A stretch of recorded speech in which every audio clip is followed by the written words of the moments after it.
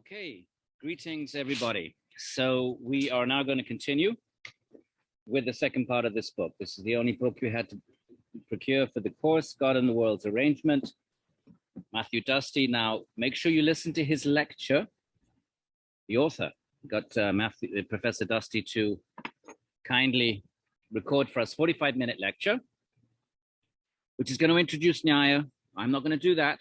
So if you haven't listened to his lecture, please listen to that now. I'm going to dive straight into the Nyaya Sutras, one of the other 6 schools that we've referred to. And now we're going to look at the Nyaya, the Vachaspati Mishra. There's 3 sutras in the text which speak of Īśvara. And you need to have this book because I can't put it up on the screen because it's illegal, because it's a new book and there's copyright. You know, I could Xerox a couple of pages, but we've been reading the whole book. So that's why it's not going up on the screen. You're going to have to look at me. So we have the 3 sutras on page 42. And by the way, his lecture was 45 minutes. So technically we should have 2 hours and 40 minutes every week. So I might need more than an hour and 20 minutes to cover what I need to cover here. And if it gets too much, I might do it in 2 sections. But it will all be for the same week. Okay, so you've got Dusty's lecture and whatever I do now, whether that's in 1 session, 2-hour session, whether I break it up into 2. That'll be this week. And it's going to be a bit hard work because Nyaya are the logicians, the rationalists. So they're using, they're using critical reasoning and analysis and engaging in sort of, in deep level analysis of the issue, in this case, the issue of Ishvara. So it's going to be a bit of hard work. But let me say this, the rest of the reading for the rest of the semester, if you've been having a bit of a hard time with the Buddhist arguments, Mimamsa arguments, the Sankhya, if you found those a little bit daunting, the rest is easy sailing after this. We read the Yoga Sutras, very user-friendly, and the Gita, very user-friendly. So the rest of the course, please don't feel intimidated. Don't feel, oh my God, we got another month of this. It'll be easy for you, okay? So the 3, go to page 42. 3 sutras in the Nyaya Sutras. There's only 3. They're in the 4th chapter, section 1, 19. The Lord is the cause, since we find that human action is ineffective. Next verse, 20. No, that's wrong. In the absence of human action, effects would not arise. 21. That too is not a good reason, since it is all actuated by the Lord. Now, most commentators, that could be read in different ways. That's how a sutra is. It could be read in different ways. But most commentators take the first 2 as the Purva-paksha, opposing points of view. And then 21 as the Nyaya position. So what's the 2 Purva-pakshas? 19. The Lord is the cause. God does everything. There's we don't have no agency. We're like machines. That God is responsible for everything, and we're just sort of and the reason is we find that human action is ineffective. We try to do things and we fail, so that means we don't have any power. So that means all the agencies and the Lord, when he decides, we're successful, when he decides otherwise we fail. So that's the first opposing point of view. The second is, no, that's wrong. The second is still an opposing point of view, but this opposing point of view is rejecting the first opposing point of view. No, that's wrong. In the absence of human action, effects would not arise. So this is usually taken to mean if there was no human endeavor, an agency and free will, right, it means the same thing. What we call free will in theology, in philosophy, we call agency. So the first person says, oh God, we have no agency, no free will. Second person, no, forget about God, it's all human agency. Because if we don't try, nothing happens. And then the 21 is the Siddhanta, is the Nyaya point of view. No, that too is not a good reason, since it is all actuated by the Lord. And that's taken to mean that we have free will, we act, but then the results, we're free to act. Not that God's making us do this or the other. We have free will, but God then connects the results to our actions. Whatever our actions is, that's in our control. But whatever it is, then karma kicks in, and someone has to oversee karma. Karma meaning that I act and I get the appropriate fruit. So that would be the Nyaya position. So that's all there is in the actual Nyaya Sutras themselves. So now we go to page 46 and we get Vachaspati, right? Dusty's introduced him. He's also mentioned in the introduction here, and so he's about 10th century, 960. His date is 44, and he's responding to two powerful Buddhist logicians that we've kind of bumped into a little bit in our Buddhist section. Dignaga. When we think of Buddhist logic, the two names that really stand out are Dignaga, 480 to 540 CE. That's on page 45 of the Common Era. So let's say 6th century, 5th to 6th century. And then we have Kumarila, a few years later, very much in the 6th century. So right, they're before Vachaspati, and they're raising their non-theistic, anti-theistic arguments. Okay, so keep that in mind. Nyaya Sutra is very early. I don't know what date he gives it, but probably I'm going to guess. Well, he's got 100 CE. That's on page 41, and the Nyaya Sutra is written by Gautama. Okay, we're familiar now with Vedanta Sutra, and then we have the commentary of Shankara. So Nyaya Sutra, and then we have a commentary. And Vachaspati is not the first commentator. There's Udayana and Udyotkara, and they all of these names are on page 43. Vatsyayana is the first commentator. You don't need to know any of that. But if you're interested in a little bit of historical background, you can read pages 42, 43, and I think Professor Dusty has discussed that. Okay, so what's the point of all that is that Vachaspati in the 10th century is aware of these Buddhist challenges, Dignaga, Dharmakirti, 5th, 6th century. So he's got them in mind and he's responding to them. Okay, so we start off, page 46, in the middle. And this is his commentary on Nyaya Sutra 4.1.21, the third of the three sutras that we started with. So he starts off, so far we have unpacked the teachings of our revered teachers. Up to now, we've just sort of explained, we just sort of elaborated on what our great revered teachers have said. But a doubt remains, there's still an issue left. What's that? There are three kinds of things in the universe. Okay, he's going to categorize things in three ways. Number one, those which are known to have an intelligent maker. Remember, the whole of this argument is going to be about whether there is an intelligent cause behind the universe, an intelligent being. That's what he's going to defend in various ways. Keep your eye on the ball. These are arguments for Īśvara as creator, okay, responding to the Buddhist arguments, which, you've had some sense of, right? Change, remember all of that?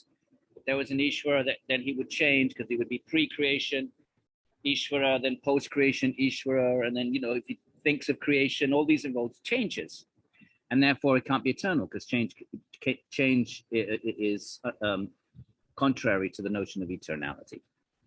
And other arguments, but that's one of the main ones. So he goes, look, and remember, Nyaya is going to say there has to be intelligence. If there's a product, there has to be a producer. Anything that's put together, someone has to put it together. A product means when something made of parts, those parts are put together, right? If you want to call them atoms, the atoms come together and they form this universe. Nyaya would say, fine, it's all very well saying there's atoms and they put together, but someone has to put them together. It can't just be random, molecular interaction. A materialist would say that, okay? But not a theist. So his argument's going to be based wherever we see a product in our world that we know, we always find a maker. And so therefore, and then from that principle, that everything we see that's produced, remember how you make an inference? Wherever there's smoke, there's fire. Everywhere there's smoke, there's always fire. So that's how you make an inference that there's fire, even if you don't see fire. So wherever we see products, they have a producer. And therefore the same holds true for the universe and product and its ingredients such as trees and mountains and planets. These are all products, they're produced, they come together. There must be someone doing that. That's the argument he's going to be defending. Nowadays we call it intelligent design. So starts off, second line of page 46. There are three kinds of things in the universe. If you wanted to think about it this way, you can think of the universe in three different sorts of ways from the point of view of his argument. Number one, A, those known to have an intelligent maker, such as palaces, watchtowers, gates, and arches. These are products, and we know that they had a producer. B, those known not to have an intelligent maker, such as atoms and ether. Now, Nyaya, unlike Vedanta, Vedanta would say Brahman, Janmadya Syayataha, the creation with its atoms comes from Brahman. Nyaya doesn't say that. It accepts Īśvara, but it doesn't say Īśvara, that atoms and the forces and all the ingredients of the universe are manifest from Īśvara. No, they coexist. They're eternal. So atoms are eternal. They didn't have a maker. And Īśvara is eternal. And various other things are eternal, various categories of reality. Nowadays, we would say forces and gravity. They would say substances and motions. Motion would be gravity. And they add other things as well. Inherence and things we don't need to worry about. They're eternal. Okay, so like Vedanta and Nyaya accept Īśvara as a cause. Pay attention here. Vedanta says Īśvara is efficient and material cause. Material cause means Īśvara, he's the cause of the matter of the universe. He's the material cause, and he's the efficient. He then gets the matter and he arranges it into creation. Nyaya said he's not the material cause, he is the efficient cause. So they share the idea that someone has to put it all together. Difference is, Nyaya would say, but matter, God doesn't create matter, it coexists eternally with him. Vedanta would say that in some form or fashion, matter is a power, a Shakti, or some kind of an emanation from God. So God is both material, matter comes from God, and the efficient, and he arranges it, puts it together. Nyaya, not material, only efficient. But other than that, they're both theists. So they share one theistic premise, and they disagree on another important theistic premise. So from Nyaya point of view, the atoms, in B now, we're reading B, there are ingredients known not to have an intelligent maker. Atoms don't have an intelligent maker because they're eternal, so they have no maker. And C, those for which having an intelligent maker is in doubt. And that's what they're going to talk about now, the one that's in doubt. Right? You don't have to theorize about things you know. Right? Two things you know. Certain things you know have producers. Buddhists, everybody accepts a palace, a tower has an intelligent designer. No debate about that. Who's going to disagree with that? Buddhists not going to disagree with that. That's A. B. Certain things that are known not to have a maker. Actually, Buddhists would agree that the material ingredients are eternal. Vedanta wouldn't agree. But he's arguing against Buddhists now. So they would agree. There are things that you and I, you the Buddhists, and we the Nyayikas, we agree that certain things have no maker, atoms. Then there's this third category, which is where the Buddhists and Nyaya disagree. And what's that? There are those for which having an intelligent maker is in doubt. And what are those? Such as bodies, trees, earth, and mountains. We don't see the producer of a mountain. We don't see it being made by a producer. Why? Either because it is something that is yet to be known, like we haven't discovered the maker, or because it is disputed. In this case, it's disputed. Buddhists say there's no maker, we don't need a maker, matter is eternal. And when I say we, it's going to be the Nyayika. I'm wearing my Nyaya hat now. Or it's because it's disputed and no knowledge source that would settle the matter has been identified. We haven't agreed upon a knowledge source that would settle our disagreement. And nor any defeater that would rule out a possible view. You haven't defeated us, we haven't defeated you. A defeater means an argument that wins the debate. So that's a defeater. And it is false that mere non-perception is enough to refute the thesis of the Lord existence, as there may be existing things that by nature are imperceptible, like atoms. And he says, and we can't say because we can't see the maker, it doesn't exist, because there's lots of things we can't see. We can't see things like atoms, but we know they exist. And Buddhists and the Buddhists and the Nyayika agree that there are things that we can't see that exists. Okay, so we can't. So in other words, he's saying non-perception. You can't bring that into the argument. We both agree that the fact that you don't perceive something doesn't necessarily mean it doesn't exist. So now he's going to lay out his argument. This is a syllogism, the structured argument that Professor Dusty was talking about. Number one. Now he's going to talk about the thing under dispute, not A, not B. A, we know that everybody agrees certain things are created. B, we both agree, maybe Vedanta doesn't, but he's talking to Nyaya, Buddhists. We both agree that there are things that have no creator, like matter itself. But C, there's this category that's disputed. We can't see the creator. We say there is one, you say there's not. So that's the one he's going to follow up on. Now, and what is C? Things that are the subject of dispute. He's just repeating C. Like bodies, trees, mountains, and the ocean. Now he's going to stress his position. They have a maker. We're going to argue that. On what grounds? Who is knowledgeable about the material causes? If you make something, you have to know what the ingredients are. If I make a microphone, I have to know, what the legs and I have to know what the ingredients are that I put together for the microphone. So you have to be the creator, but you have to be knowledgeable. To create means you're knowledgeable about the material causes. So that's number one. That's his argument. There is a maker. Now, why? Why does he say that? C. Number two, because they are produced. Alternately, two reasons it's going to give. One, because they're produced. Second reason, their material causes are insentient, right? The material ingredients of a tree and a mountain, they're insentient, so they can't make themselves. They have no consciousness, no intelligence. So they're inanimate. So an inanimate thing can't make itself.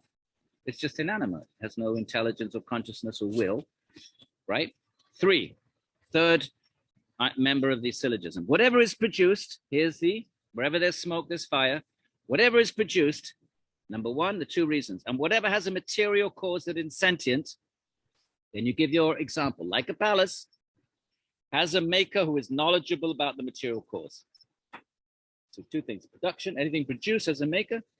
And if the causes, the ingredients of that thing are insentient, then that's the second reason. 4, things that are the subject of dispute, we're disputing what? We're not disputing A or B, but C, what is that? Bodies, trees, mountains, and the ocean are produced, and they have insentient material causes. My body's insentient. Consciousness animates it, but the body itself is insentient. So therefore, they too have a maker who is knowledgeable about the material causes. That's the syllogism. That's his argument. And he's offering this now as a first round, like a round in debate. They had different, you gave your argument, then the opponents point, if there's any defects, the opponent will point out, but this is, this is inadequate, or this is a defeater, or this is controversial, this has not been established, you can't use it. Gives reasons. You then get a chance to respond to that. And if you can, and then there's no further criticisms, then your point of view emerges successfully. If you can't respond to the criticism, then the opponent has won. So there's all kinds of rules. There's like 10 different steps of how a debate takes place, and they were refereed. Probably in royal courts, the kings would orchestrate debates amongst the pundits and so forth. Okay. Now, the first prover. So he's going to say there's a maker, and he's offering two proofs. What's the first one? The first prover given here, being produced, is not unestablished, meaning that we have grounds to say it. We have established grounds. Why? Since the things in question are composite. Anything that's composite, composed of parts that are put together, that's a composite, they're produced. Also, they have intermediate size. Anything that is intermediate size, it consists of components. They're not all pervasive like ether. Ether is all pervasive, so it has no parts because it's infinite.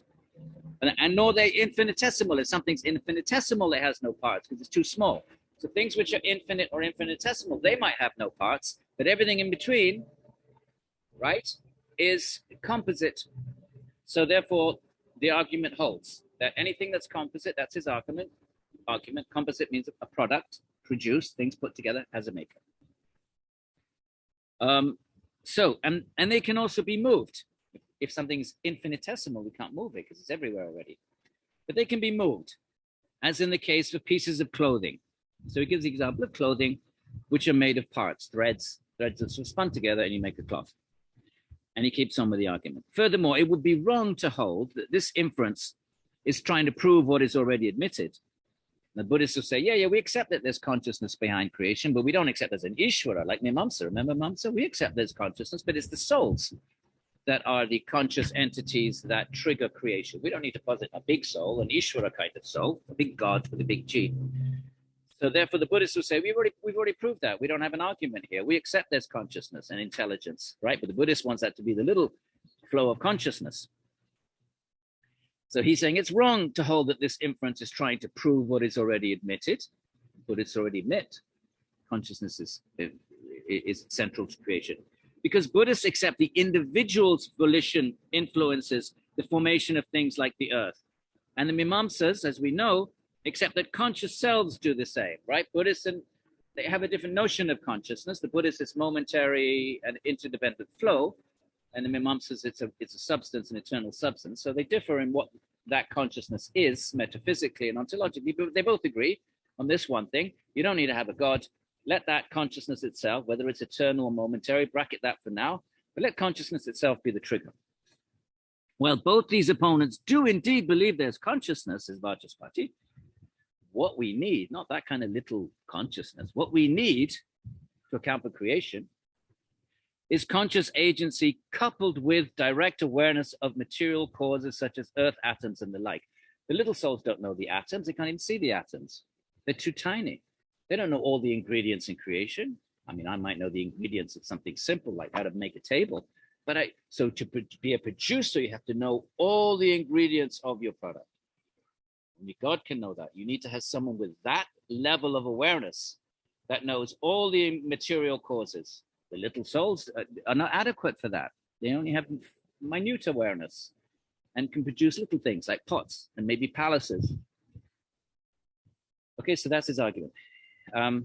Conversely, okay, so he's saying you need someone who had direct awareness of all the material causes, including the smallest atoms, or we would say particles, subatomic particles. Conversely, if they do in fact admit that there is direct awareness of the material causes, if they accept that there is an awareness that knows all the material causes, well, then they've accepted what we accept, that there's a God then. Maybe call it something else, call it Amagama, but we agree there's a supreme intelligence. If they do admit that there is direct awareness of the material causes, then they admit that there's an Īśvara. Maybe it gets sarcastic. May this indeed be a case of proving what is admitted. You're proving what's already admitted. We say there is an Ishvara. If you say there's a cosmic intelligence, you're agreeing with us. So you're then proving what's already, he's being sarcastic, admitted. Who would not want his own view to be established so easily? Sarcasm. Thank you very much. If you take the second view, and you take the first view, that consciousness, small consciousness produces creation, and that's not adequate because small consciousness doesn't know all the ingredients of creation. Might know some tiny little area of knowledge, but not all of it. We need someone who knows it all. That's why we say it's going to be omniscient, because he knows everything. Omni, all. So omniscient, knows all. Right, moving along across the page. 48. For the same reason, our proof, if we give proof that, for example, like the potter, so we say all products have a creator, and then you have to give an example of that in Indian logic. You make a statement and you give an example. You make a statement about something that is unseen, right? Wherever there's smoke, there's fire. Then you give an example, like the kitchen fire in the village. Ladies make chapatis on cow dung. So just like that causes smoke. So that's the example. So for the same reason, our proof does not commit the fallacy of contradiction.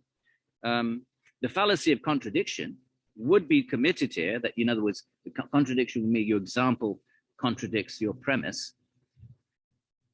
The fallacy of contradiction, so in other words, I say wherever there is smoke, there is fire, like the mist on the lake.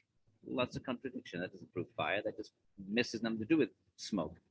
So the fallacy of contradiction would be committed here only if pots, cloths, and the like did not have agents as causes. Agents directly aware of the material causes. Saying, okay, now, next thing. Next objection. Okay, maybe the Buddhists. But there is a contradiction. Okay, remember, this is the opposing point of view. Where it says objection, opposing point of view. And then Vachaspati responds. Because knowledge sources militate against a specific implication within your proof. Okay, as a creator, the Lord would have to be embodied. The opponent says, okay, let's go along with all that. You want to say wherever there's a product, there's a producer, but and you say like the potter, like the person who makes the palace, the person who makes a watchtower, the potter who makes the pot. But in these instances, they all have bodies. To make something, you have to have senses and instruments of action. You have to have hands and you have the eyes to see what you're doing. So you have to have a body to make anything. So if you want to go with that argument that all products have a producer, then you have to take the corollary of that, which is that all producers have bodies that we know of in our in our experience. Skip the next sentence, go down 5 lines. Right at the end of the line 6 from the top of that paragraph. Similarly, in your inference to God, God's knowledge is said to grasp material causes. You say the producer has to know the material causes, then he must have senses to know them. He must be able to see them and touch them and contact them in order to put them together for creation. He must have a body of some sort. So in your God's knowledge is said to grasp material causes of the world like earthly atoms. You're saying that, the opponent is saying to Nyaya. But like every other instance of knowledge that we are aware of, all knowledge that we're aware of, such knowledge would not have to be produced, would have to be produced by a collection of causes. You need a body, you need instruments, you make your pots, you need a body, you need a stick, you need a wheel to turn the clay on.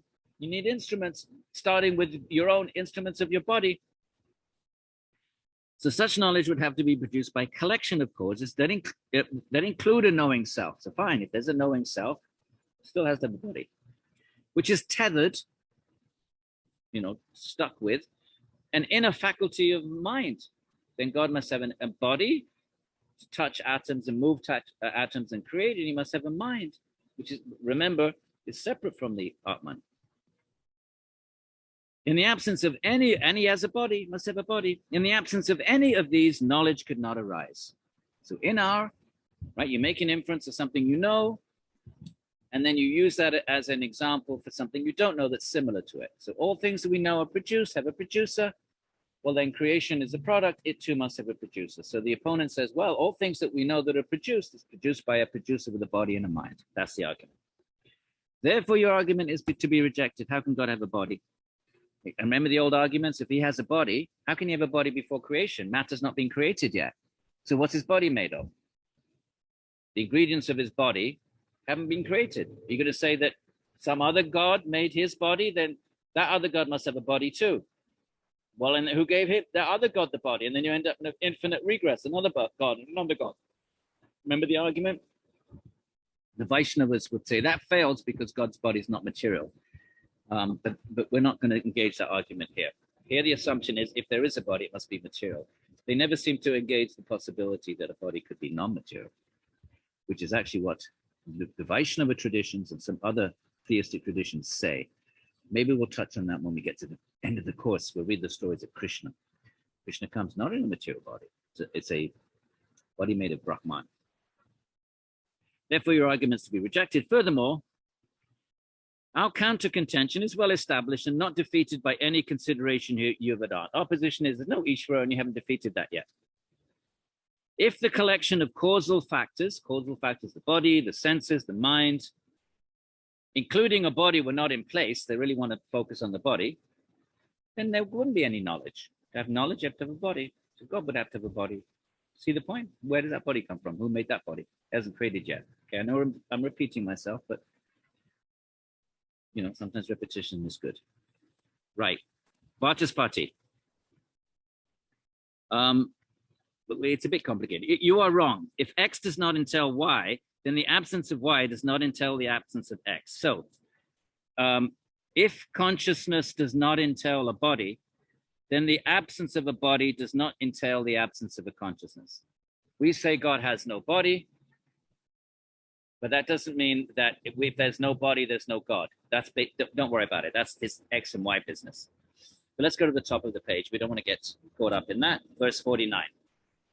Here's what he wants to say. Furthermore, however many non-eternal instances of knowledge I identified, they would not rule out the possibility of eternal knowledge. So he's saying all of the producers that we know, those who make pots, those who make palaces, their knowledge is not eternal and it's limited.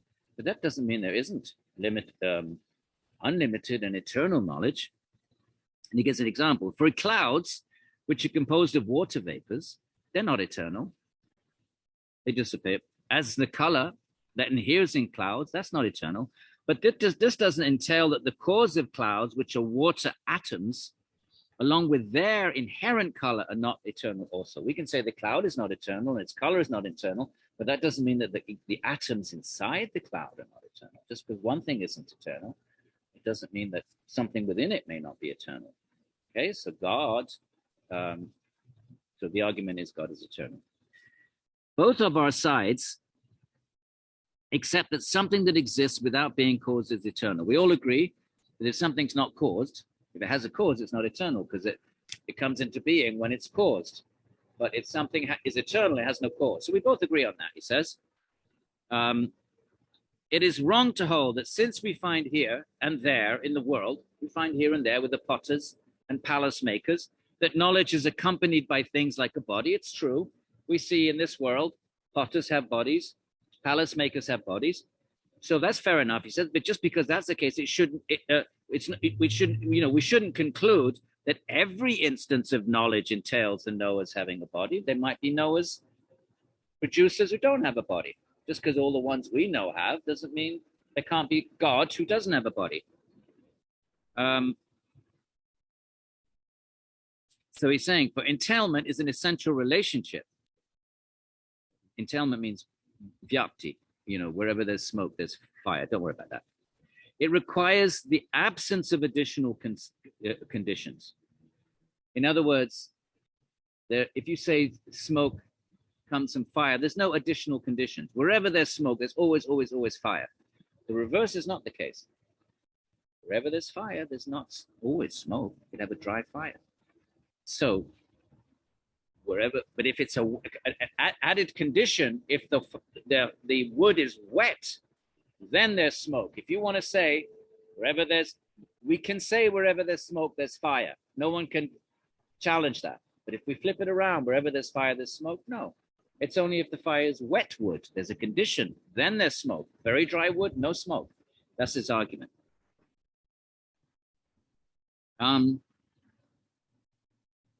So how is that relevant? For knowledge that is produced, if it's a produced knowledge, then you need a body and instruments. But knowledge that is produced does depend upon peculiar causes, such as the subjects having a body. If you produce the knowledge, well, then it has a cause. Then you need a body for that knowledge. But what if knowledge is eternal? God has eternal knowledge. It's not produced. So that kind of knowledge doesn't need a body. That's his argument. But something eternal does not depend on causes like that, like bodies and instruments. You can decide if you think that's a good argument, right? If the knowledge is produced, like I suddenly see this microphone, I didn't see it before, there it is. So now I've created a knowledge episode in my mind of the microphone. To produce knowledge, you need instruments. But if knowledge is eternal, it's always there. It doesn't need anything because it's eternal. See the point? If something's eternal, it doesn't need any accessories to activate it because it's always there by definition of eternality. So God's knowledge is eternal. He doesn't need instruments. That's his argument. Last sentence. Eternal knowledge is not refuted by repeated experiences of correlation between produced knowledge and having a body. All of our repeated instances, the things we see in this world, the potter making a pot, palace maker making a palace. You can repeat that, right? The plate maker, the shoe maker making a shoe. Go on forever. The factory worker working in a factory. All of those instances, it's true that you need a body because those knowledges are produced, right? Knowledge of the pot is produced. But if the knowledge is eternal, you want to make a pot, you need instruments. It's a product. It wasn't there at one moment, and then you make it happen the next. You produce it.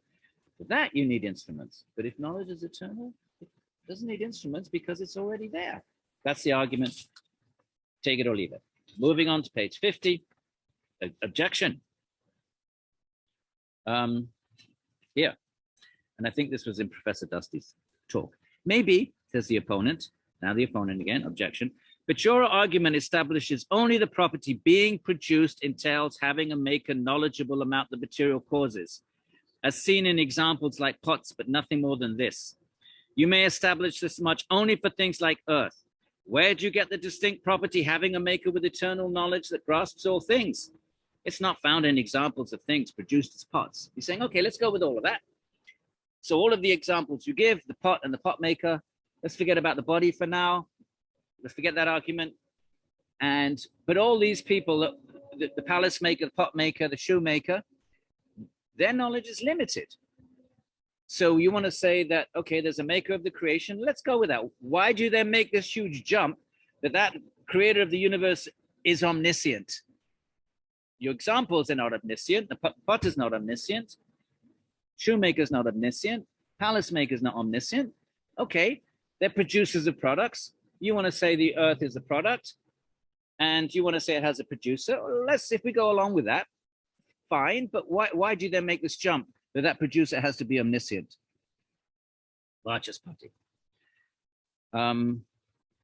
Let's go skip us. We have to skip some, and I don't want to get through the really dense bits because I don't want to bore you. So to go to the second paragraph in the middle, the same holds here, right? We skip that bit. Go to the end. If the maker's knowledge were not eternal, uncreated, and did not range over all things, there could not be what there is, in fact. The simultaneous production of effects through immeasurable and unlimited space at every place and location, effects perceptible and imperceptible in animals and plants, and the organic world as a whole, and so on. He's saying, if he wasn't omniscient, remember, we're saying that the creator, that means he's created everything from the beginning of time. So he knows everything from the beginning of time, and he has to know every single thing in creation. So omni, he must know everything. So the potter, he only knows how to make a pot. Palace maker knows a bit more.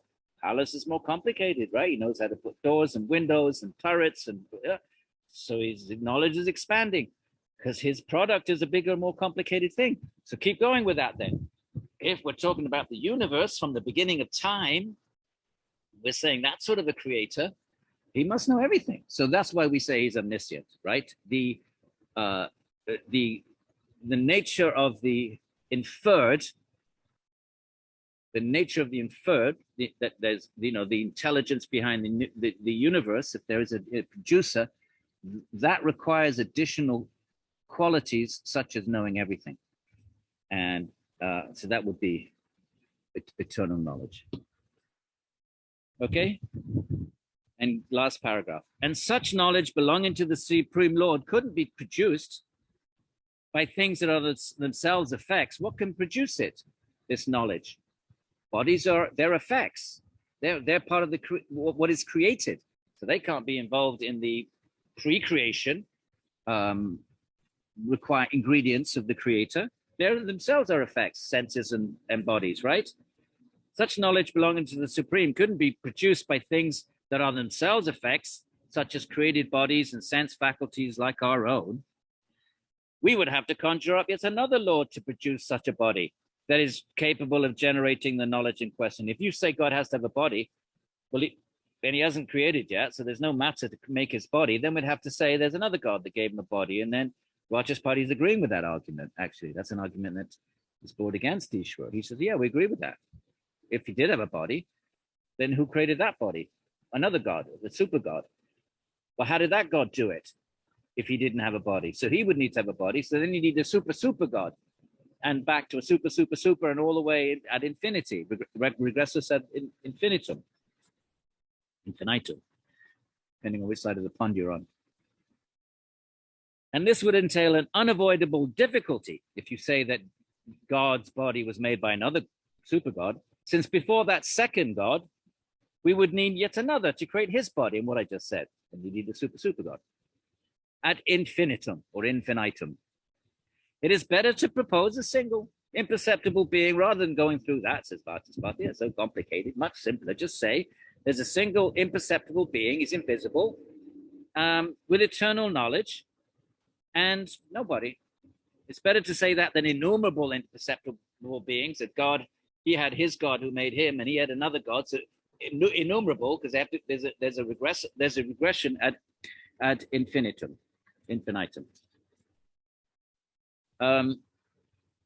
So then the opponent, from this consideration alone, the proposal that there is an eternal body or eternal senses is rebutted. Nyaya rejects the idea of God having an eternal body. By this reasoning, the following objection is set aside. So we reject that idea. God doesn't need a body. He just has eternal knowledge, and that eternal knowledge is sufficient. Okay. It may be that anything that has organized structure. Okay, now another argument. Opponent says, okay, fine. Fine. It may be that anything that has organized structure, product, it's organized, the things come together, this is organized.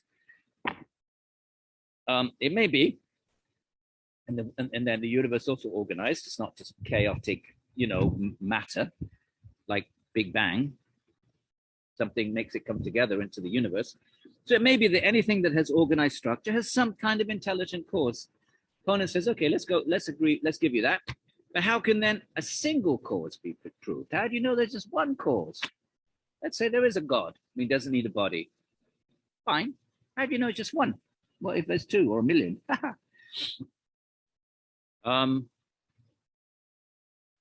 Vachaspati says, one who wishes to refute the omniscience of the Maker could do so if fleshy eyes had the power to perceive atoms as well as witnessing selves along with their karma. So Vachaspati says, what we're looking for is an intelligence that can see atoms. Fleshy eyes can't. So anyone with a body is not qualified. Okay. Your eyes cannot see atoms, right? Physicists agree with that. We see the trail they leave in a vacuum, right? You'd have to have the eyes to not only see the atoms, we'd also have to see the Atmans, and you'd also have to see the karma. Because in Nyaya, Īśvara's very important role, in addition to really what Īśvara is doing is supervising karma. It's because of karma that Īśvara brings the atoms together to form my body because of my karma, your bodies because of your karma, the tree's body behind me because of the tree's karma.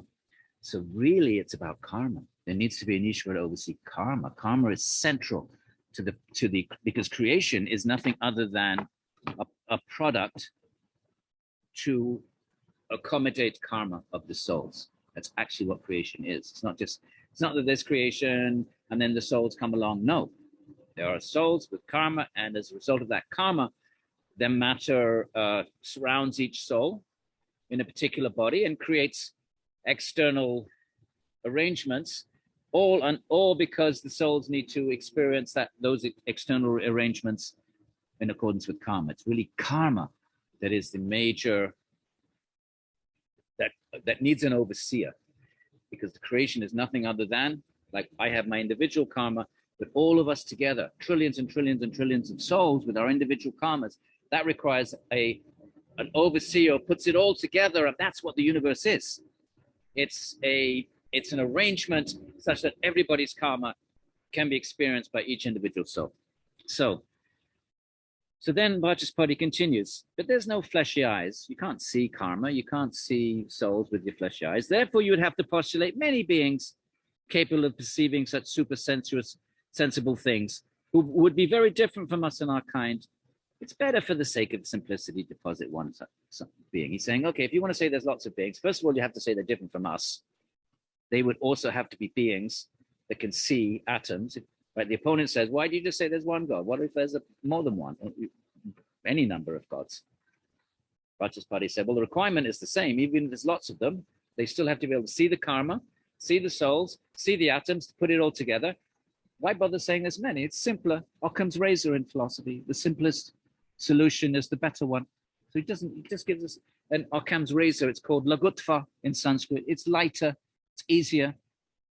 Rather than saying, it's easy to say there's one rather than many. It's unnecessary to say there are many, because either way, you're going to have to say they're super normal.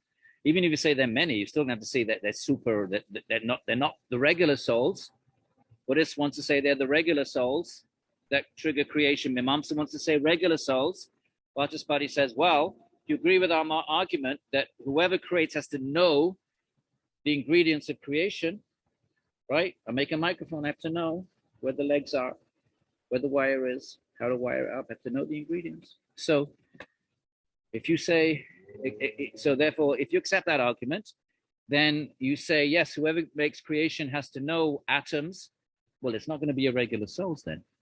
And if that's not an option, you have to say it's a super normal person, but why have a bunch of them? It's easy to say one. What have you gained by saying there's a bunch of super normal beings who can see souls and karma and atoms? Just say there's one.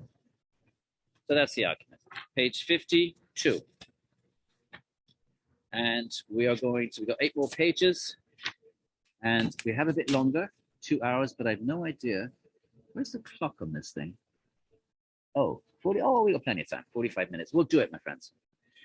So then next class we move on, and I hope you enjoy this. But follow it. Remember, philosophy is meant to train our minds, my friends, to think critically and carefully. So a degree in philosophy, even if you don't become a philosophy professor, law schools, they love people with philosophy degrees because they know they can think critically. So if you follow these arguments, force yourself. Don't give up and say, oh, I don't know that. We all get a bit tamasic sometimes and think like that. But force yourself, and it's like training your body, right? Lift weights, your body gets strong. So you have to force yourself to do it. Body might not want to, but it's good for you. So the same with philosophy, my friends. It trains your mind. So try to follow along.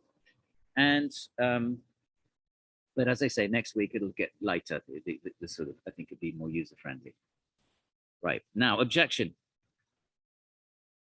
Back to the argument. We can explain the arising of effects, products, like bodies and earth, merely from the connection with the individual cells and atoms. We don't need a God. Back to this same old argument. Let the cells be the cause. Like the fruition of karma, when it matures, who needs a conscious agency? Who needs an Īśvara? Vachaspati, that should not be alleged. Don't try to say that, he says. The tie between being produced and having an agent who is directly conscious of the material causes is established naturally and free from additional conditions. Same argument. The souls are not up to the task because they don't know the material ingredients of creation. They can't see karma. They can't see the atoms. How can they, therefore, be the conscious agents of creation? They don't have that capability. What you need is maybe a soul. Ishvara is a kind of a soul, an Atman, but a supreme soul with eternal omniscient knowledge. You need that kind of a maker. Next objection. Your argument is beset by deviation, right? We have counter arguments. Deviation means we have counter arguments that disprove your arguments. Since we know that A, without supervision, the mind and senses produce cognition. We don't need an Īśvara. There's no supervision. Mind and senses produce knowledge by themselves, number one. And B, and without guidance, insentient milk flows of its own accord from old to young cow. We don't need an Īśvara. The milk just flows naturally when the calf comes to the mother cow. Others flow. C, and without conscious efforts, trees flourish in the forest. We don't see any Īśvara. They just grow. And Vachaspati says, no, you can't say that because that's the very thing that's under debate. You can't use that as a counter argument. Because we're saying those are in the category of things we're debating. We say that bodies and trees and flowing of milk is all the products of conscious agency. So that's wrong. You cannot use these cases as counter arguments as they are among the things that we are arguing about. You can't bring in the thing that you're arguing about. You can argue about it. You can't bring it in as a counter argument. Okay. And then the next one. You cannot simply rule out intelligence agency here because it isn't directly seen. You can't see, well, we see potters, we see palace makers, but we don't see God. So therefore, if it's not seen, we don't accept it. In the way we deny that a rabbit has a horn on its head, right? He's saying, look, if we'd say that there is no horn on the head of a rabbit, rabbits don't have horns. So we don't see it because it doesn't exist. He's saying it's not like that. You can't say we don't see Īśvara and it doesn't, and therefore it doesn't exist. Just like we don't see a horn on the head of a rabbit because it doesn't exist. Vachaspati says you can't say that. Why? Since the Lord is not fit to be apprehended by ordinary perception, because by definition, Īśvara cannot be seen by the eyes. But were there a horn we are fit, the eyes are fit to see if a horn on the head of a rabbit were there a horn. See the difference? In the example of the non-existent horn on a rabbit, we say the horn doesn't exist, but had there been one, we could have seen it. But Ishvara a priori from the beginning is not perceived. So you could never use non-perception as an argument, because it's not the case that were he there, you could see him, because but the a priori definition of God, that he doesn't have a body, and therefore he's not perceptible. You can only perceive things with the body. Okay, so that's the argument. And you can't bring in this horn on the rabbit argument, because that's different. Because had there been a horn, you could have seen it, but you can never see Īśvara right from the get-go, because Īśvara doesn't have a body or a form that you could see for Nyāya. So since the Lord is not fit, I mean, is not capable of being perceived in the first place, he's not fit to be apprehended by ordinary perception. Proof of non-perception does not apply here. Can't bring that in, that you can't see something. Sankhya would say, another school, Sankhya would say, in their argumentation, they would say, well, non-perception does not eliminate. There's lots of things we can't see, and they give a list of reasons why you can't see something. Maybe it's too far, you can't see it. Maybe it's blocked by a wall and you can't see it. Maybe it's too small and you can't see it. Maybe your senses are defective and you can't see it. Maybe it's too subtle, like air, to be seen. And they give a list of 5 or 6 reasons why something cannot be seen, but we know it's there. It's just that it's not perceptible, and there's conditions, and because of conditions that make it non-perceptible, but that doesn't deny its existence. So Sankhya says that, another school, but Vachaspati would probably agree with all of that. Ishvara, it's too subtle. It doesn't have a gross form. So how are you going to see it? You can only see things with gross forms, with shape and form and color. Something has no color. Even if it has a gross form, if it has no color, you wouldn't see it. Eyes can only see color. And anyway, further, if one held that non-perception of something that another person is trying to prove were enough to rebut the proof, then inference would be finished, would have no inference. We wouldn't have the method of inference. If you say that you can't see the thing, that's what inference is about, is identifying something that you can't see because of a sign of it. Like the smoke is the sign of the fire. You can't see the fire, but you know it's there because of smoke. If you deny the possibility of proving something that's imperceptible, then you don't have inference anymore. That's what inference is in Indian logic. You see something that is a sign of something else. Like physicists say, there's black matter, you can't see it, but why physicists say there's 90% of the universe is black matter. Why? Because we see certain effects that can only be explained by postulating the cause of them as being dark matter. You don't see it, but you infer it's there. So if you don't allow that, then you have no inference anymore. There's no more induction. That the whole process of science would be finished, and philosophy. All right. Of course, and the last line of 52, of course, we accept the evidence of non-perception regarding something like a rabbit's horn. Of course, we accept that in the case of the rabbit, it has no form, no horn, because the horn doesn't exist. Why? Since such a horn would in principle be perceptible. If there were a horn, you would in principle see it. That's not the case with Īśvara. Īśvara is in principle not perceivable because Īśvara has no body. Okay? So now the next objection. Maybe, but it is false that the simple fact of being produced naturally entails having an intelligent agent. He says, you can't just say all things that produce have an intelligent agent. Some maybe, but not all. Rather, it's only a certain kind of being produced, says the opponent. Not all things that are produced, certain things. Like what? When someone notices something whose creation she has not personally witnessed, she still knows that it was crafted if it is something like a pot. So, okay, you can't just say everything that's produced, only things that you know are produced. So I know a pot is produced, so I go to another town and I see a pot in the window and I know that was produced because it's like the one in my village. So that kind of thing, you could say, or even a plate. It's near enough to a pot, so you could say you didn't see it produced, but it's kind of like a pot. You could say, well, a plate was produced. That's fair enough, but you can't just jump from there to the whole universe. only those things which are like things that you have seen produced. If you see another example of that, even though you don't see it being produced, it's similar enough to what you have seen being produced, you could say that was produced too. That's the argument. When someone notices something whose creation she has not personally witnessed, she still knows that it was crafted or produced if it is something like a pot, whose existence or non-existence is known to conform to the existence or non-existence of an intelligent maker. But what I just said, a pot's made by a maker. You go to another town, you see a pot, you didn't see it being made, but that was because it's like the one you do know. And cloth and pots and plates are similar enough.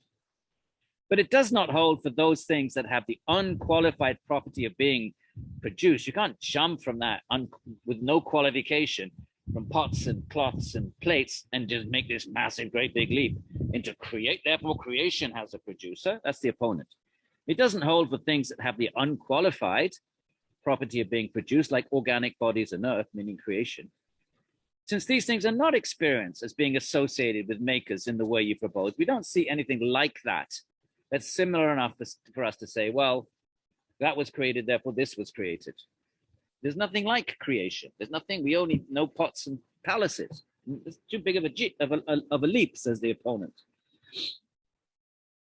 Therefore, the general property being produced, you can't just make this general property, is tied to having an intelligent maker only when there is an additional condition. There's a condition here. What the Buddhist says, yeah, okay, we accept that products have a producer, but under certain limited conditions. And what's that? Namely, being the sort of thing that we have explained as being makers in the past. The small little things that we know, palaces, pots, plates. But that we can accept. All those sorts of things have producers, but that doesn't mean you can then make this huge leap. Okay? Vachaspati. Here is our answer. We're jumping it. We're going to jump a bit down to Vachaspati, which you should think about carefully. Consider the following two options. There's the certain kind of being produced that you admit. So he's saying, okay, you do admit certain things that are produced have conscious agency. So he's talking to Buddhists. Right? Does the certain kind of being produced that you admit, that which you do admit, is it one of these two? A, intelligent agency in general? Is it a general thing that wherever there's a product, there's intelligence? Or B, only with that intelligence agency previously experienced or connected to it?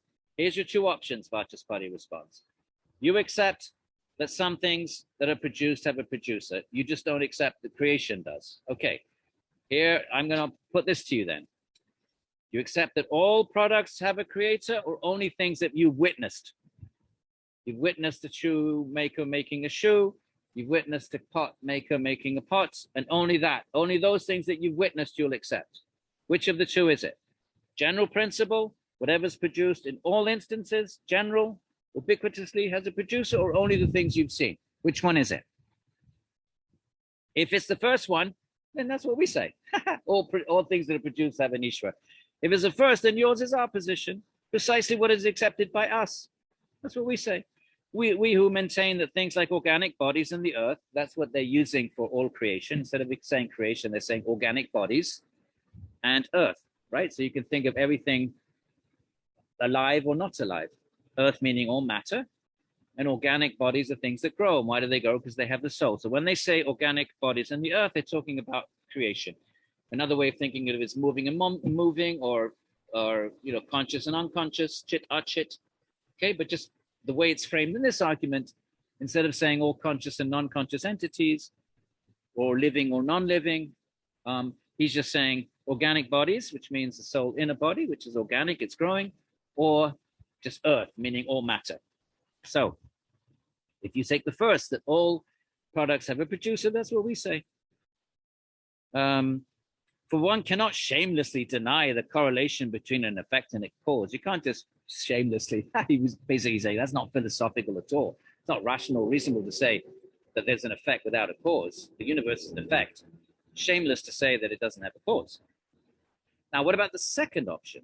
That, yeah, we accept producers, but only for those products that we witness, that we see.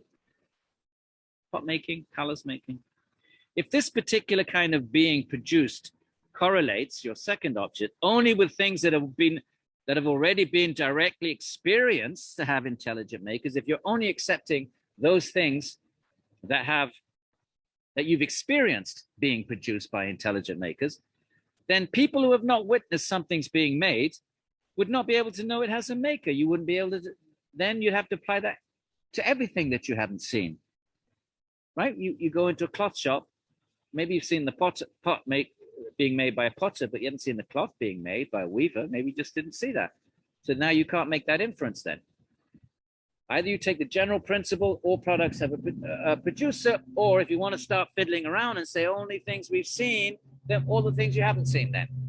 You'd have to say, we deny a producer. So you buy a coat in the store, or he says a piece of cloth, only that very cloth that has been experienced as conforming to the presence or absence of an intelligent maker could be inferred to be the product of intelligent agency, and not some other one in the market. You could only say, this cloth has a maker because I saw it being made, but this other one in the stall in the market, I didn't see it being made, so it has no producer. So Vachaspati is trying to make it, it's called a reductio ad absurdum, to reduce the opponent's argument to an absurdity. So he's saying either you have to have a general principle, all products, producer, or if you're going to say only things we've seen, well, and if you haven't seen something being made like cars and trains, then you have to deny they have a producer if you're going to deny that in the case of God. So the response to that then maybe, but then what we should say, so now the opponent's going to tweak that argument, is that things of the same kind. So cloth is kind of the same thing as pots, so little things, the same kind, are perceived to correlate positively and negatively with having an intelligent maker. Positively means wherever there's a pot, there's a maker. Wherever there's no maker, there's no pot. So positive correlation, it's called Vyatireka. What is it called? Vyatireka means negative, and positive means Anvaya Vyatireka. I think it's Anvaya Vyatireka. If X, then Y.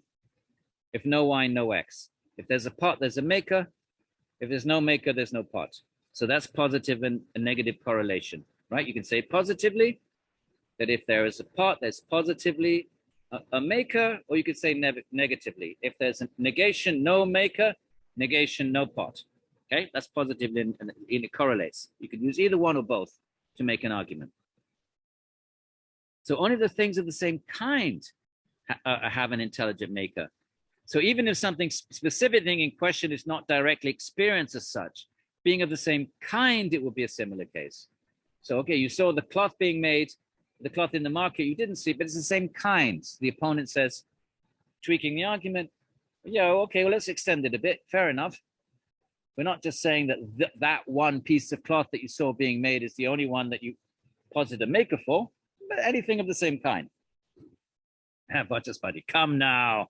That is not a stick by which you can drive us away. He's sarcastic. Do you think we're going to run away with that argument? That's a good argument.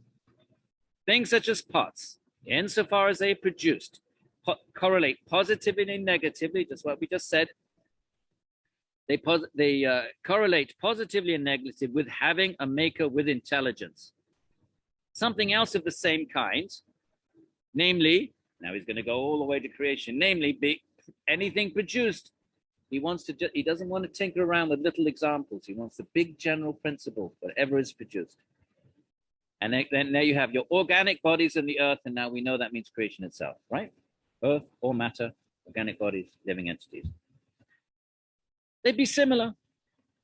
That is how. Where do you draw the line? Pots, yes. Cloth, no. What about palaces? Where do you draw the line? Either have a universal principle, or you have no cause effect. Then there's no cause of an effect anymore. You can't posit any kinds of causes and effects unless you've actually seen it. If you say that only things in the class of pots correlate with an intelligent maker and being produced, then palaces and the like could not be known to have had an intelligent maker by dint of them having been produced. Well, did you see the king's palace being made then? Only pots and cloth? What about the king's palace then? You didn't see that being made. So does that not have a maker then, he says? So if you can go from a pot to a palace, why can't you keep going then to a universe? Palace is huge, big palace or big city, big complex city. You can go from understanding that a pot has a maker and a big city has, well, then keep going then. The creation is that kind of a complex product. Okay. Top of page 55. We may accept that something not directly experienced to correlate positively and negatively, and it's same argument, with having an intelligent maker can be known to have one, but only so long as things of its kind are found to correlate.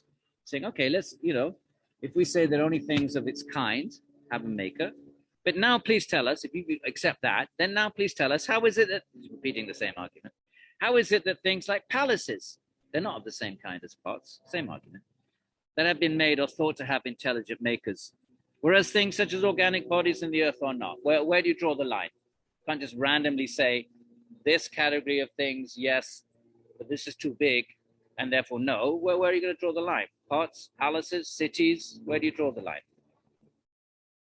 We may assume that in both cases there has been no direct experience of correlation. You may not see the maker of the pot, but you know there's a potter. You may not have seen the maker of a city or a palace, but you know there is one. Same. We take the same position. We just keep going. Creation has a maker. There is indeed no difference at all with respect to being of the relevant type. What's the relevant type? Being produced. That's the common denominator between a pot, little pot, big palace, bigger city. I'm adding that. Big universe. They all have the same property of being produced. That's the argument. Right, jump. Objection. Maybe. The opponent doesn't like to say yes. He goes, all right then. Maybe. That it is not the case that being produced in general entails having an agent who has direct awareness of the material causes. Rather, being produced with material causes of the sort we are capable of knowing. The objector says, not all products, only those we are capable of knowing, even though we didn't see the palace, but we're capable of knowing that the palace was produced. So we have to at least be capable of knowing, even if we didn't personally see it being constructed. That's the opponent's changing the argument again. And the earth and organic bodies are not these sorts of things. We're not capable of perceiving a maker. And therefore, since there is no genuine entailment, there's no genuine entailment with things that we can't know. Entailment means smoke entails fire. It demands fire as its cause. There's no other explanation. So things that we could in principle know, like palaces, all right, we can accept that as being produced. But things that we can't in principle know, we can't make that connection.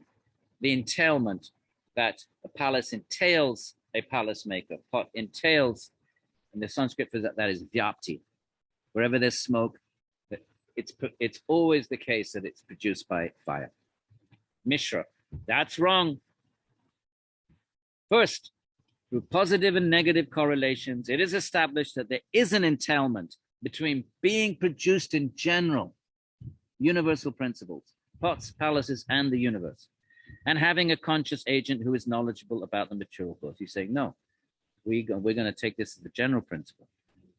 Then, to account for a maker's awareness of their own creation, we must further conceive of an agent whose knowledge is capable of targeting the material causes of the products in question.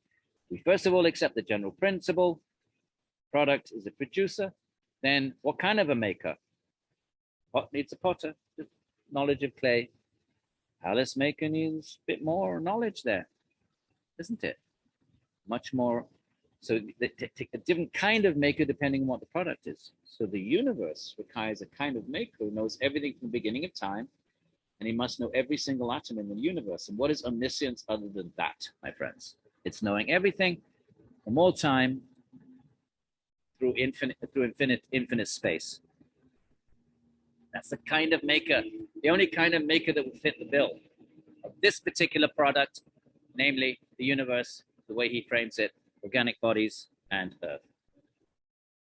And although we are extending its normal scope, Vachaspati, I'm extending the scope, right? It's not just a potter or a or a palace maker, we're extending the scope of the kind of maker because that's the only kind that fits the bill. So we're extending its scope. We have to, because we need that sort of a creator when it comes to the universe. We need someone who's omniscient and knows everything from the beginning to the end, and every entity in the infinite universe. And although we are extending its natural scope, it shouldn't be doubted. We shouldn't doubt it. Products have a producer. If you did, you would be abandoning the very idea of natural attainment. If you doubted it, we wouldn't have inference. There'd be no more inference. All right, let's skip a little bit.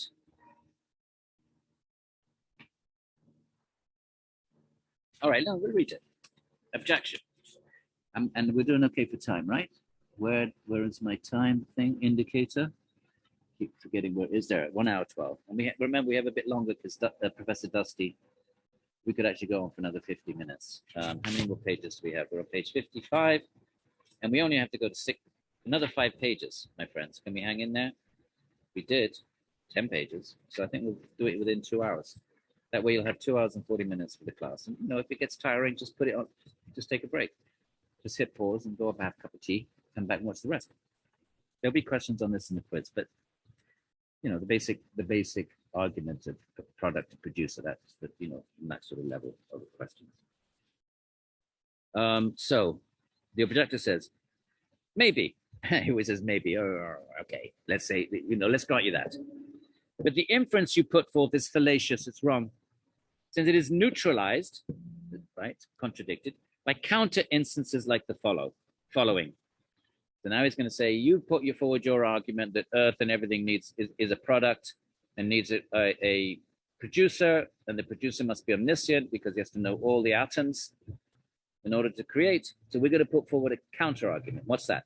Earth and the rest, earthen bodies, are not brought about by an all-knowing being. Why not? Since they are objects of knowledge like a pot. So if something is an object of knowledge like a pot, let's see what the argument is. These inferences prove the opposite of what you're trying to prove. Right, what does he mean by that? Well, Vachaspati is going to try and figure out what he means by that. So he says, we respond to this as follows. Right, he's not sure. What do you mean by that? Is your reasoning meant to refute? Are you trying to say you're refuting being produced by an all-knowing agency or just being produced by mere conscious agency? What is your argument, says Vachaspati? Do you have a problem with the fact that we are saying there's an all omniscient agency, intelligent being? Or are you saying we just need some kind of agency, which goes back to the old argument? Or do you object to being produced by a mere conscious agency with omniscience inferred as an additional step? Do you oppose the fact that right from the bat, we say there's an all-knowing agency, conscious agency, or are you saying that you oppose that we have agency, consciousness, and then we add omniscience on top of it? Slightly different position. If the former, if you deny that there's an all-knowing agency, you still accept that Earth and etc., Earth and bodies are made by a maker, although not an omniscient maker. You accept that there's a maker, but you just don't like the idea that it's omniscient. But this itself would be to abandon a core tenet of your own. If you say that, if you say, okay, we accept that the Earth, the universe has a maker, we just don't like this idea of omniscient. But if you say that, then you're accepting there's a maker. So you've abandoned your initial position that there's no Īśvara. You're accepting an Īśvara, you just don't like the idea that Īśvara is omniscient. But you've accepted an Īśvara, so you've gone a long way from your initial starting point where you didn't accept an Īśvara in the first place. So you've abandoned, the way he puts it, you've abandoned a core tenet of your own. You've given up your the notion that there is no Īśvara. Now you're saying there is an Īśvara, we just not omniscient. And then he's saying, it's not possible anyway, since being like us, if you're going to say it's not omniscient, then what kind of a being is it then? It's not like someone like us. It's not possible anyway, since beings like us, whose knowledge arises after creation, we couldn't create the Earth. We already, our knowledge is, our bodies and our knowledge, instruments of gaining knowledge are post-creations. It couldn't be us. Or if you're trying to refute the latter being, okay, you accept there's a conscious entity, You don't like the idea that then we add very similar positions, that we add omniscience. If you're trying to refute the second option, the second option, mere conscious agency, you just don't like the idea that there's agency behind creation, your reasoning fails, since it doesn't account for the very obvious fact that things like pots, the very example, are made by conscious agents. You can't deny that there's consciousness, because all products, back to the same arguments, are made by conscious agents. Now back to the body argument. Objection. Here is another inference. The Lord does not oversee things like atoms. Same old argument. Since the Lord does not have a body, like liberated self. So when a soul is liberated, it doesn't have a body, it doesn't know anything. It's absorbed in its own nature, and it's free of suffering. In Nyaya, not like Vedanta. Vedanta says it's blissful. Nyaya doesn't talk of bliss. It just said it's free of suffering. So the objector says it doesn't have a body, so it can't oversee things like atoms. It can't see the atoms, it doesn't have a body. And also, and another, the Lord's cognition does not range over all things, and it's not eternal. Why? Since it's cognition like ours. You say all products have a producer like a pot. Okay, you want to say that. Well, we say, same kind of argument, all cognition is non-eternal, because all the cognizers that we know, their cognition is not eternal. So then God's cognition is not eternal. We don't have an example. You have to give an example in inference.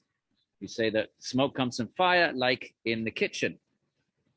So you want to say products are produced by someone with cognition, but all the producers produce products with cognition, their cognition is not eternal. So, getting a bit tired here. You're wrong, says Vachaspati.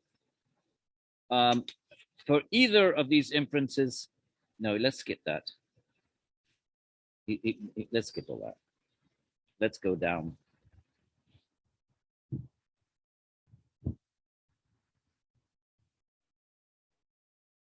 Let's go across the page.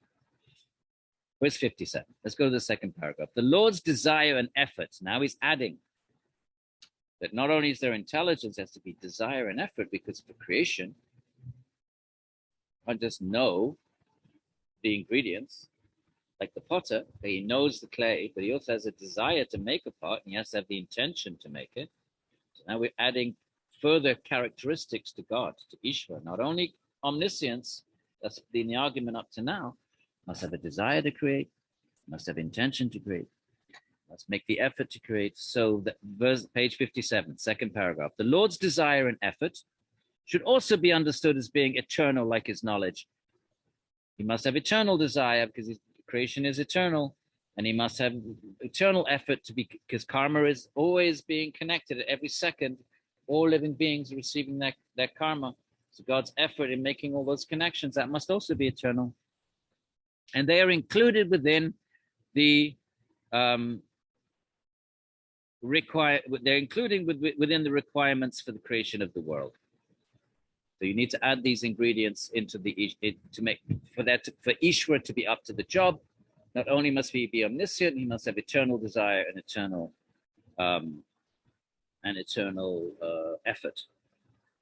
By establishing one of them, the other two are also established. If you accept any one of those, you have the other two. If there's a desire, there must be conscious entity, and there must be the effort to fulfill the desire. If you have an effort, then it must be preceded by desire and preceded by consciousness. So any one of them involves the other two. Therefore, by showing nothing more than that things like earth are produced by an agent, all we're saying is creation is produced by an agent. By saying nothing other than that, then we have to fill out what kind of an agent. By saying nothing more than that, things like earth are produced by an agent, and then filling out our understanding of what sort such an agent must be like. The Lord is shown to have this character. All we need to do is show that a product has a producer.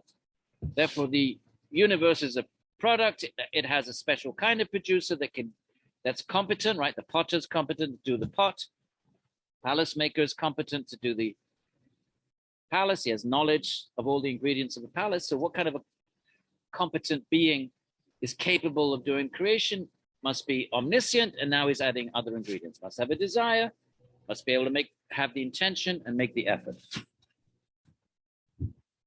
Do we want to read this? Let's see what happens.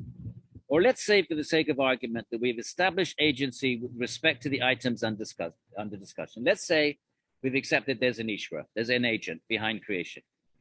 Let's say we've only accepted only in a very general sense. There's just some kind of intelligence, very general. Yet by an argument from elimination, an inference in negative form, we can establish a specific understanding of the maker. Here's the inference. He's saying, right, let's say we accept in principle that there's a maker, but that's just very general. But now we're going to use an argument expressed negatively. You'll see what that means in a minute, to fill that picture out a little bit. What kind of a maker must be posited to be up to that kind of a job of creating the universe? Number one, the maker of things like bodies and earth, who has knowledge of the material causes.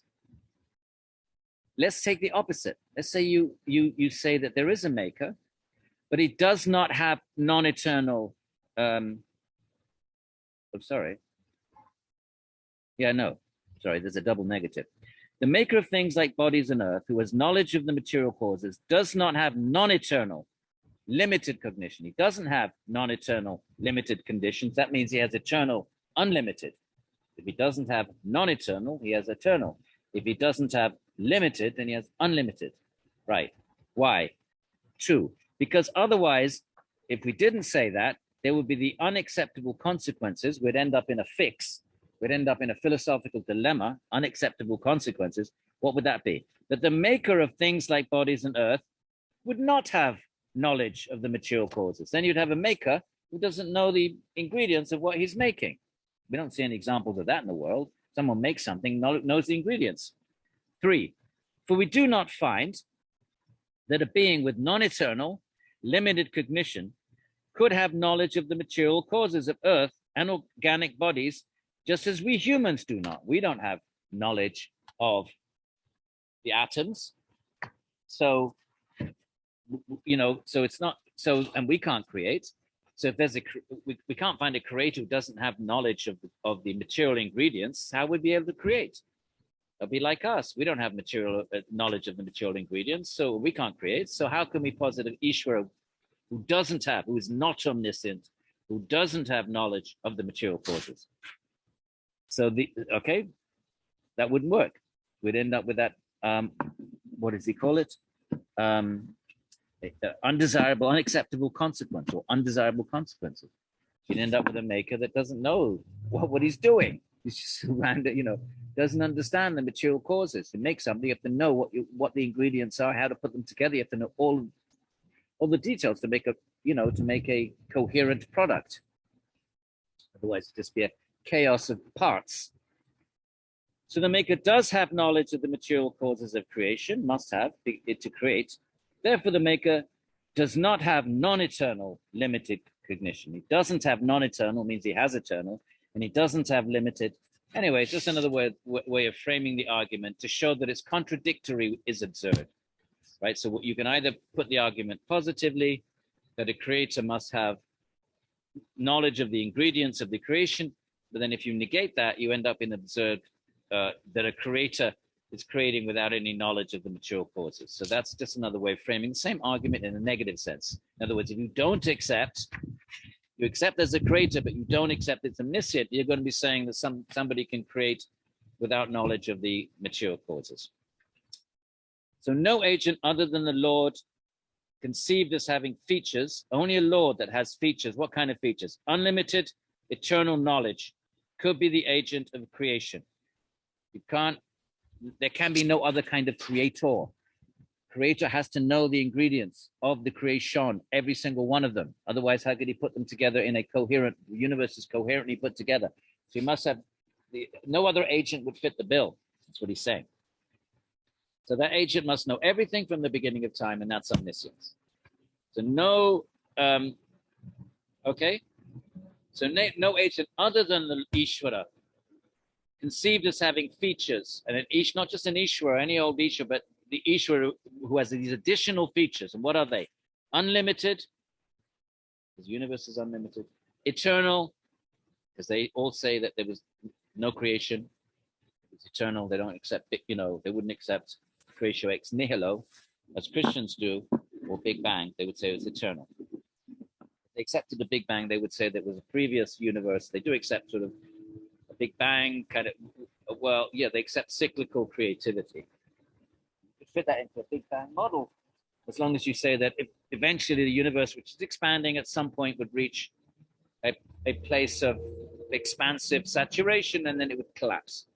And then it would explode again after a period.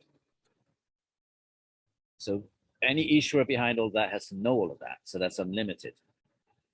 Only such a being could be the agent of creation. Why? Because creation requires direct knowledge of the individual atoms and all the immeasurable individual stores of karma made by and housed in individual self. You've got to know the atoms, and he's got to know the souls and the karma, which for Nyaya is in the soul. It's the quality of the soul. And he has to arrange all the atoms, not just for one soul, but infinite number of souls, all coexisting, all interacting, right? I'm talking to you. There's ants under my feet on the grass. There's birds in the sky. There's outmans in the tree behind me. All of that, the atoms that sort of are arranging themselves around me in the form of my body, all of that has to be coexisting in accordance with everybody else's karma. So you have to know everything to be able to put that show like that together. Only another page, my friends. We're on 58 and we get to 60. We're almost there. Vachaspati. The Lord is capable of overseeing karmic merit and demerit, right? It's karma. That's merit. It's dharma, adharma, which inhere in other selves due to a connection with them. Oh, no, we don't worry. Well, let's not worry about that. That's going to take us into how does the Lord connect? Is it conjunction? Is it inherence? And then we'd have to discuss other categories of Nyaya, which it's a bit late in the day to do that. And you may be feeling a little bit overwhelmed. What do we got up there? 1 hour and 30 minutes. So we're not using up our whole 2 hours, my friends. But it's intense stuff. So I think Professor Dusty was, I thought he was going to do an hour and a half lecture, and he ended up doing 45, which I'm very, very grateful. It was a great lecture, a lot in there. So it's definitely worth, worth it's worth a class of an hour and a half, because he's very smart and very systematic. So I hope you enjoyed this presentation. So we'll just do a few more minutes, and then that will be it. So this week there's a little bit of a shorter, sessions together, a bit shorter than normal. Let's just go with it. I don't want to artificially sit here, and I think we've done enough. I think we did some good. I think we've hopefully got a good sense of Vachaspati, and let's just call that a day. But let's finish up with that. Nyaya they don't quote scripture like Vedanta. In Vedanta, everything's scripture, or certainly the first chapter, other than the second chapter of the Vedanta Sutra. The first and the third and the fourth chapter, all quotations from the Upanishads. Nyaya doesn't quote, they're using argument. Notice it's all arguments, all inference, it's all logic, reasoning from cause to effect, or rather from effect to cause, beg your pardon. But they accept scripture, they just don't prioritize it. They feel that, okay, scripture is okay if you accept the scripture. If you're a Vedantin, you can debate another Vedantin. So Advaita can debate the other schools because you're using the same epistemological source. You both agree in the knowledge, knowledge that's contained in the Upanishad. You agree as to its epistemic validity. You accept the Upanishads as truth. So then you can debate with another person who accepts that. And then it's a matter of which interpretation of those texts is better. So you make a claim, and your opponent in a debate amongst Vedantins, you can primarily, Advaita Vedanta posits a view, the world is false, the soul is non-individual, then Ramanuja can then try to refute that by quoting some other verse in the Upanishads. And then you can use the sacred texts themselves to have your debate, right? You can quote scripture, and whoever is quoting scripture more thoroughly, more accurately, and there's various methods involved there. Which in Vedanta, what if the sacred texts themselves appear contradictory? Well, then you have like 6 principles, and that is beginning statements in a passage and end statements carry more weight. If there's contradiction, then look at the beginning and the end, just like a paper, right? You have your introduction and conclusion. If you get lost in the paper, you go to the introduction, it tells you what the good introduction tells you what the paper's about, and the good conclusion summarizes it. So if there's some data is not well organized or confusing or conflicting, then you look at the introduction and conclusion. So that's one of the principles of Vedanta hermeneutics. It goes back to the Mimamsa school. That's 6 principles. One is, if there's a debate and a conflict and the text appears to say something here and contradicts it there, well, whatever's stated in the opening and the closing of the passage carries more weight in the event of a contradiction. Then something that's repeated all the time carries more weight than if it conflicts with some other statement, but that's just one statement, whereas it conflicts with something that's repeated a lot, then repetition carries more weight.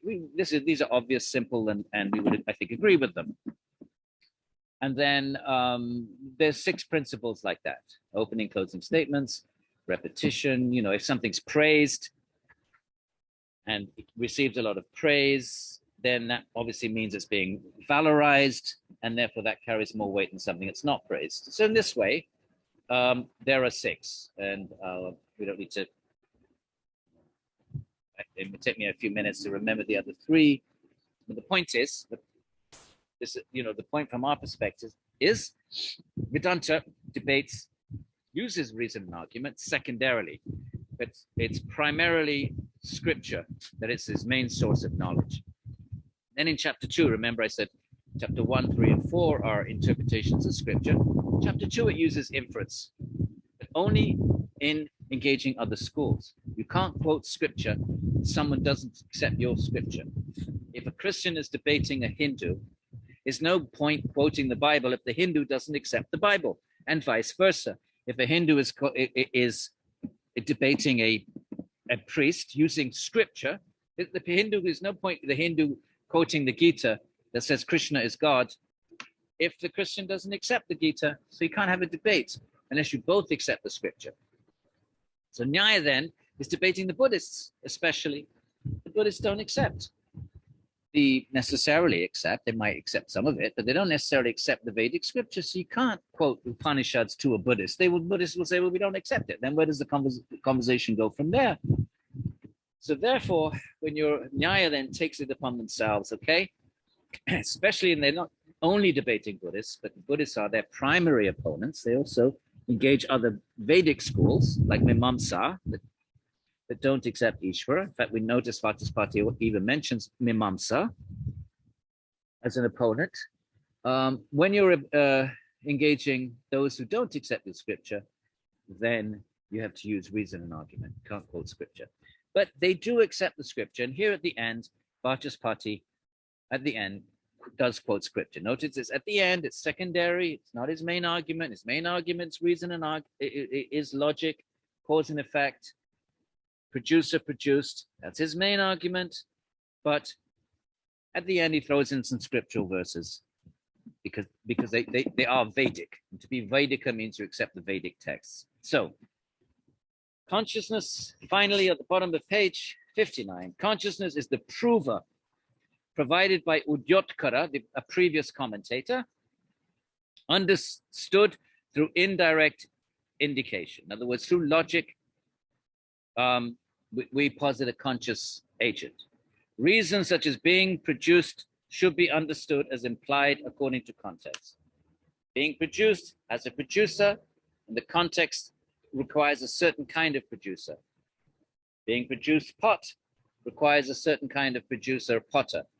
Being produced, something that's produced like a palace, more powerful producer. That context is different. Universe, vastly expanded context, requires a vastly expanded producer, but the principle is the same. That's what he's saying. And then he says finally, well, sacred tradition reinforces. He's not saying it reinforces our argument. His argument is primarily reason, but it gets reinforced. Vedanta is the other way around. Vedanta, argument primarily scripture, reinforced by reason. Nyaya, other way around. Argument is primarily established through reason, and then once you've done that, establish it, and then by the way, secondarily supported by scripture. So he just throws in a few verses at the end, which we may have read perhaps, I can't remember, in the Upanishads, Brihadaranyaka. This is the imperishable Gargi, on whose order the heaven and earth remain separate. And there it is down the bottom, Brihadaranyaka 389. A few verses from the Upanishads just to sort of finish up his case. He's made his case, as far as he's concerned, he's proved his case, doesn't need scripture, but he wants to show that Buddhists might not accept it, but for the other Vedic people, for the other Vedic schools, and by the way, scripture also supports our argument. So this just adds it on the end. Another verse, the one God producing heaven and earth. That's the Rig Veda. That's the oldest, that carries the most weight. 1081.3. And then the Chandogya, he reflected to himself, God, let me who am one become many, let me propagate. So there he is, throwing in some last verses just to sort of bolster the case, not to make his case, to support his case. Big difference. And so on. He goes, and so on. He's not so interested in scripture.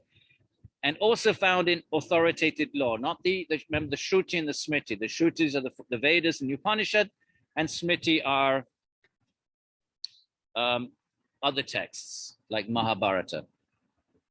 And then he quotes a few more. Let's just read them, a couple last minutes, and then we're finished. And we move on to another text. Next week, we move on, I believe, the Yoga Sutras. Here's the Mahabharata. The unknowing creature is not the Lord. Moving away from the self, impelled by the Lord, they go to happiness and distress towards heaven and hell. The Atman is not the Lord. There's an Īśvara who impels them, according to their karma, to heaven or hell. And then he goes back to the Veda. And the Veda reveals that the Lord's knowledge is eternal, right? That's one of his main arguments. You need to have an eternal agent to be able to fit the bill for a producer of a product such as creation. So now he wants to just bring in one last quote just to focus on the eternality aspect of his argument. And here it is. And that is from the Shvetashvatara. Without feet or hands, he is swift and he has no body. He who comprehends. Without eyes, he sees. Without ears, he hears. Exactly what he's been arguing.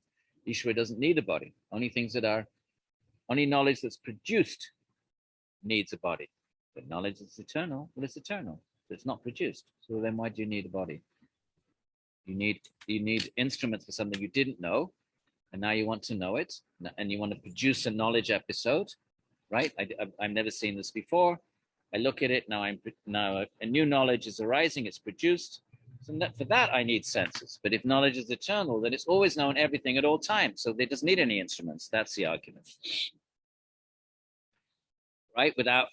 So here's a verse from the Shvetashvatara saying that God knows everything but doesn't have a body. Without feet or hands, he's swift. He who comprehends. Without eyes, he sees. Without ears, he hears. He knows what is to be known, but no one knows him.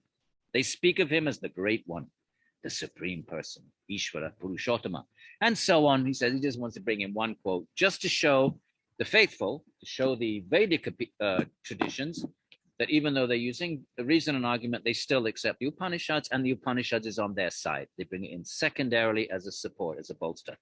Okay? So these very texts show that the Lord is bodiless. And that supports the previous arguments. And that's the end. I have elaborated only what was left out by Udyotka. Notice the humility. They're not claiming to be coming up with new knowledge. The Indian traditions are simply handing down the eternal knowledge, and each commentator is not claiming to add anything. They're just claiming to explain it according to time and place and respond to objections. In between Udyotkara and Vachaspati, the Buddhist arguments have emerged. So Udyotkara, or earlier commentators maybe weren't aware of them. I'm not sure what Udyotka's dates are, but they're before Dignaga, I'm pretty sure. Anyway, we'll find them. They're in the introduction somewhere. So each generation has to then preserve the tradition, continue it, and respond to whatever objections have arisen since the last great commentators. So now, if these traditions are to survive in the West, my friends, they need to respond to physics, neurology, neuroscience, and that be people like you, my good students. If you're inspired by these teachings, and some of you have science backgrounds, maybe you're doing psychology or physics or engineering, be up to you to bring these traditions into communication with our modern moment, just like all the previous commentators did. So then Hinduism, or any religion, to survive, any religion, has to engage its intellectual moment, its intellectual context. So I hope some of you might be inspired to do that, as Dusty himself was once a student, Professor Dusty at Rutgers. I remember him very well, sitting in our, maybe it was Hindu philosophy class or Gita class. Remember him sitting there, very smart, very just, very capable. It's obvious. I got to know him back then quite well. As a matter of fact, he rented a room in my house for a year. He and his wife, but he was a student. They were just getting established. So we were housemates right here in my house here. That's my house. So he rented a room upstairs. All right, so I have elaborated only what was left out by Udyotkara, the author of the Vartika. That's the name of Udyotkara's commentary on Nyaya Sutra. And this is now done. I've just said it. Okay, done. I'm not claiming anything. I'm just, adding and elaborating what he's the great mind. I'm not claiming to be great. He did his commentary, and I'm just sort of bolstering it. And that's a nice, humble position to take vis-a-vis tradition, respectful of the previous theologians, humble, sitting at their feet, and then because maybe new needs arise, new intellectual currents arise since those theologians, then you see yourself. I'm just continuing that tradition. That's all. Very beautiful, my friends. Hope you were okay with all this, and I believe you will enjoy the next two texts. The Gita and the Yoga Sutras, by the way, are canonical texts in Western yoga. Okay, you go to a yoga studio, there's tens of millions of people doing yoga now, this thing called yoga, every high street. They've never heard of Nyaya, they never heard of Mimamsa, they've never heard of Sankhya, but they've all heard of the Yoga Sutras and the Bhagavad Gita. So these now are not ancient Indian texts, some ancient Indian intellectual traditions. They are now part of our modern Western world, my friends. And if you do a teacher training course in yoga, you have to do 20 hours of Yoga Sutra, if it's a proper training program. This morning, right before this lecture, I gave a lecture to a yoga studio. They're doing a teacher training course. They invited me in to speak on yoga. So the Yoga Sutra philosophy and Bhagavad Gita philosophy is now not some 2,000-year-old ancient text from 2,000 miles away. It is now part of our modern Western cultural and intellectual environment, my friends. So, the next two texts, folks sitting right here, New Brunswick, Princeton, in the yoga studio are reading those same texts. So hopefully that will encourage you to take them seriously, realize their relevance, realize their importance, realizing their ongoing power to communicate, to provide meaning. And, if you've struggled a bit with some of this earlier material, please engage the Gita and Yoga Sutras as best you can, because tens of millions of Americans, no background in Hinduism, none of that. They are taking these texts very seriously. So hopefully that will be an encouragement. Have a great day, my friends, and we'll see you next week.